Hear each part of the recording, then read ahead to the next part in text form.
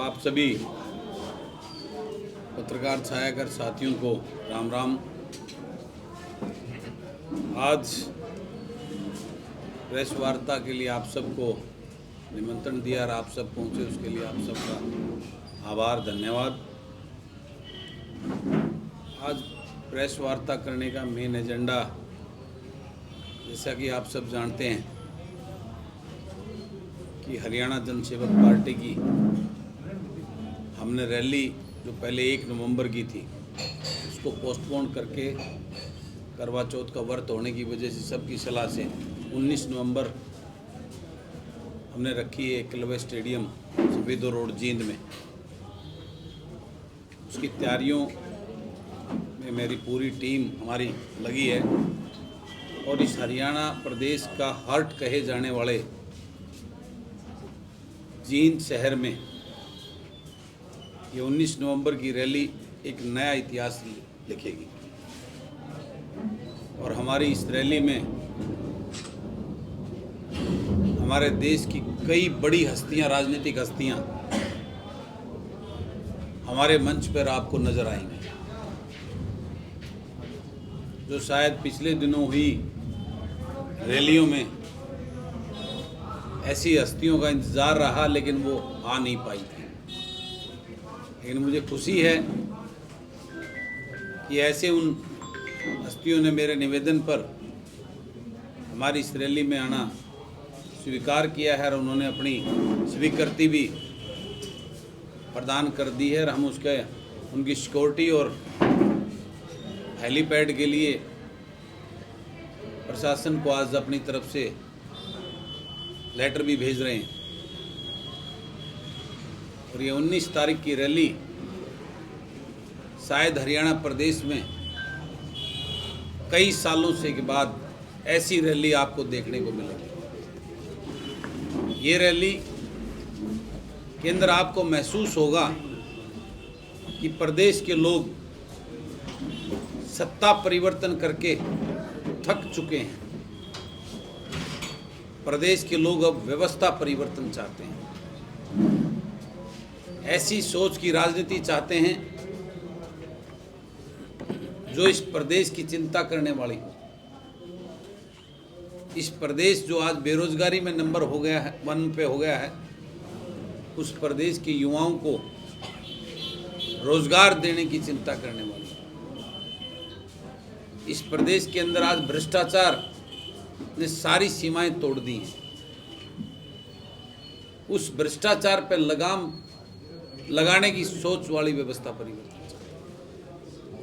सिर्फ भाषणों में और अखबार में छपने वाला व्यवस्था परिवर्तन और भ्रष्टाचार खत्म नहीं, जो वास्तव में इस पे अंकुश लगाए, ऐसी व्यवस्था परिवर्तन चाहता है। आज प्रदेश का हर वर्ग, कर्मचारी, व्यापारी, सब सड़कों पे अपनी मांगों को लेकर, और इस सरकार ने सबको इनाम के रूप में लाठियां देने का काम किया है, उनके साथ जोर ज़बरदस्ती करने का काम किया है, एक ताकत दिखाने का काम किया है। उनके हक देने के लिए कभी सरकार ने इस प्रकार की सोच और विचारधारा नहीं दिखाई है। इसी बात को लेकर आज पूरे प्रदेश में हर वर्ग आज प्रदेश की सरकार को सत्ता से बेदखल करने का मन बना चुका है। लेकिन प्रदेश के लोगों के मन में एक बहुत बड़ी विडंबना भी उसके साथ में है कि इनको सत्ता से बेदखल करके लाएं किसको? उसी कांग्रेस को, इसको 9.5 साल पहले उसकी कांग्रेस की गलत नीतियों की वजह से सत्ता से बाहर किया था इस प्रदेश के लोगों ने। आज वही कांग्रेस है, वही नेता हैं, वही लोग हैं, लेकिन लोग आज उनको कोई और रास्ता नज़र नहीं आ रहा, क्योंकि भाजपा ने उनको ही अच्छा कहलवा दिया लगता है। उन सारी सीमाओं को तोड़ दिया। भ्रष्टाचार, महंगाई, बेरोजगारी, चारों तरफ प्रदेश में हाहाकार मचा हुआ है। मैंने यात्रा के दौरान इस प्रदेश के लोगों का मन टटोला, उनकी भावनाओं को जाना। उसी के अनुरूप प्रदेश के लोग एक नया विकल्प चाहते हैं। प्रदेश के लोग नई युवा पीढ़ी को आगे लाना चाहते हैं। और प्रदेश का युवा इस बात के लिए भी अपने आप को एक ऐसी हरासमेंट महसूस कर रहा था कि अच्छी सोच के युवाओं को कभी इन राजनीतिक दलों ने आगे आने का मौका नहीं दिया। ये राजनीतिक दल और उनके नेता सिर्फ अपने चाटुकार और उनकी गुलामी करने की सोच रखने वाले लोगों को ही अपनी पार्टी का टिकट देते रहे हैं। ऐसे युवा जो पढ़े लिखे और उस धरातल से जुड़े हुए हैं, जो उस किसान मजदूर के दर्द और तकलीफ को जानने वाले हों, ऐसे युवाओं को राजनीतिक प्लेटफॉर्म देने के लिए हम सब ने मिलकर एक हरियाणा जनसेवक पार्टी का गठन किया है। और ये पार्टी इस प्रदेश को चिंता करने वाली पार्टी के लोगों की पार्टी है। ये प्रदेश के किसान, अमीरा वर्ग, कर्मचारी, व्यापारी सबकी पार्टी है। उनके अपने पढ़े लिखे, उनके बीच के उन युवाओं को, बुद्धिजीवी लोगों को हम राजनीतिक मंच पे इस पे आगे लाएंगे और इस प्रदेश से इस व्यवस्था को, इस लूट को, इस भ्रष्टाचार को, महंगाई को और बेरोजगारी को खत्म करने की सोच, दृढ़ संकल्प के साथ एक जन सेवा के सोच को लेकर हम आगे बढ़ेंगे। और उसी के उपलक्ष्य में 19 नवंबर को जो जींद के अंदर होने वाली जन संकल्प जो रैली है, वो इस प्रदेश के अंदर एक नया राजनीतिक विकल्प इस प्रदेश के लोगों को 19 नवंबर को देगी। ये आपको देखने को मिलेगा। तो इस रैली में बड़े चेहरे कौन कौन से, जैसे आपने सत्यपाल मलिक को दिया, न्योता दिया दिल्ली जाकर, और कौन कौन से बड़े चेहरे आएंगे इस रैली में? कई बड़े चेहरे आएंगे। 2-3 प्रदेशों के युवा, ऊर्जावान और जो है पूर्व चीफ मिनिस्टर यहाँ आपके बीच में इस शहर में आएंगे, लोगों को इस सरकार की गलत नीतियों से जगाने के लिए और उनको एक नया विकल्प खड़ा करने की बात को लेकर आपके बीच में पहुंचेंगे। इंडिया गठबंधन से भी आएगा कोई नेता? निश्चित रूप से बहुत कुछ देखने को मिलेगा। आज मैं अनाउंस इसलिए नहीं करूंगा क्योंकि बहुत सारी ताकतें, क्योंकि मैं तो एक नया राजनीतिक मंच लेके आया हूँ, नई राजनीतिक पार्टी लेके आया हूँ, नॉन पॉलिटिकल परिवार से हूँ। लेकिन जब कोई नया, कोई समाज से उठा हुआ कोई चेहरा जब आगे आता है तो इन पॉलिटिकल पार्टी के राजघरानों के नेताओं को बहुत तकलीफें होती हैं और वो उसको रोकने के हर संभव प्रयास करते हैं।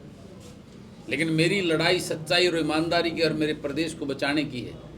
उस बात की मैं घबराता और चिंता नहीं करता हूँ। मेरे साथ मेरे प्रदेश के लोग खड़े हैं। मेरे प्रदेश के सताए हुए हर वर्ग आज ये चाहता है कि बलराज कुंडू की सोच जैसे युवा आगे आएँ और इस प्रदेश को आगे ले जाने का काम करें। कुंडू साहब, अगर देखा जाए नायब सैनी सिंह जी को अभी प्रदेश अध्यक्ष बना गया है, क्या मानते हैं कितना प्रभाव जनता के अंदर बना पाएगी? देखिए, ये भारतीय जनता पार्टी की अपनी नीति और सोच है। वो किसको बनाए किसको ना बनाए इस बात से मेरे को कोई फर्क नहीं पड़ता। लेकिन ये एक संदेश आप सब जानते हैं, एक प्रकार का जो रहा है वो सोच और वो लेकिन मैं आपको एक बात का, लोगों के बीच में रहता हूँ मैं, ये जातिवाद का खेल भाजपा का अब की बार नहीं चलेगा। क्योंकि मैं पूछना चाहता हूँ आप सबके माध्यम से कि इस भाजपा की सरकार ने, जजपा की लुटेरी सरकार ने, ठगबंधन की सरकार ने क्या कर दिया उन लोगों का जिनके नाम पर वोट लेके आए। आज वो हर वर्ग, हर समाज, हर जाति के लोग अपने आप को ठगा हुआ और लुटा हुआ महसूस कर रहे हैं। इस प्रकार का खेल एक आधी बार चलता है, बार बार नहीं चलता है। अब की बार इनके इससे सोच, इस प्रकार की सोच से मैं ये मानता हूँ, मैं हर रोज लोगों के बीच में रहता हूँ, मेरे प्रदेश के लोगों का, 36 बिरादरी का भाईचारा और मजबूत होकर सामने नजर आएगा।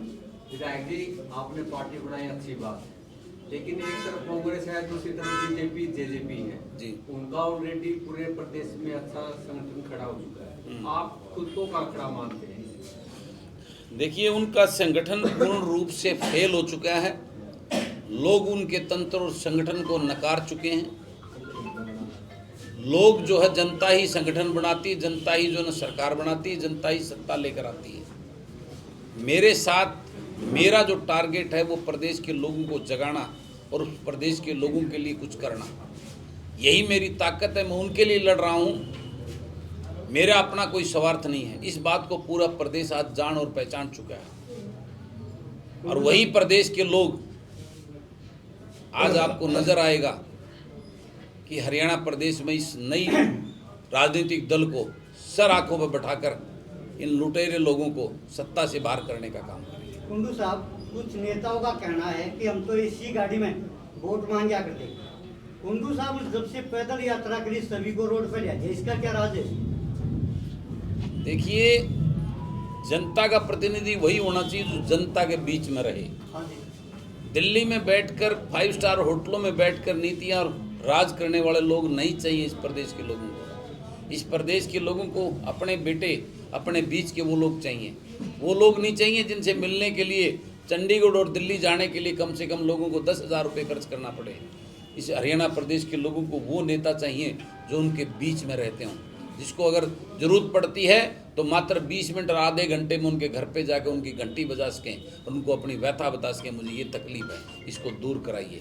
ऐसे नेता चाहिए। आपकी यात्रा के बाद सभी यात्रा निकाल रही थी, पहले तो किसी ने नहीं निकाली। अभी तो इनकी बहुत सारी यात्राएं निकालेंगे लोग। अभी तो मैं जगा रहा हूँ, लोग जागना शुरू हो गए हैं। तो ऐसा कुछ बहुत कुछ आपको देखने को मिलेगा इस प्रदेश के अंदर। मैंने एक राजनीतिक बदलाव का जो है ना एक बिगुल बजाया है। हाँ जी। अब ये लूट और झूठ की राजनीति नहीं चलेगी। अब लोगों को के सामने जाकर उन नेताओं को जवाब देना पड़ेगा, अपना हिसाब देना पड़ेगा।